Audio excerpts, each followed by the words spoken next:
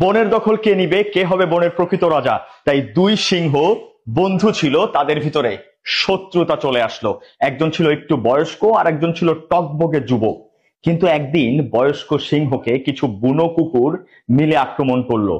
তখন জোয়ান সিংহ এসে গর্জন করলো আর বুনো কুকুর থেকে সেই সিংহকে, বয়স্ক বৃদ্ধ সিংহকে উদ্ধার করলো। আর পুরো ব্যাপারটা দূর থেকে দেখছিল শেয়াল। শেয়াল তখন সিংহের কাছে যেয়ে বলল, তোমাদের ভিতরে তো অনেক ঝামেলা, তুমি কেন ওই সিংহকে বাঁচালে?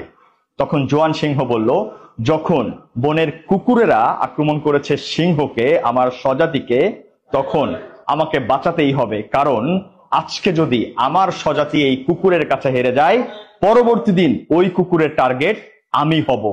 আর এটাই আমার বনের রাজার বৈশিষ্ট্য, আর এটাই প্রকৃতপক্ষে রাজনীতি।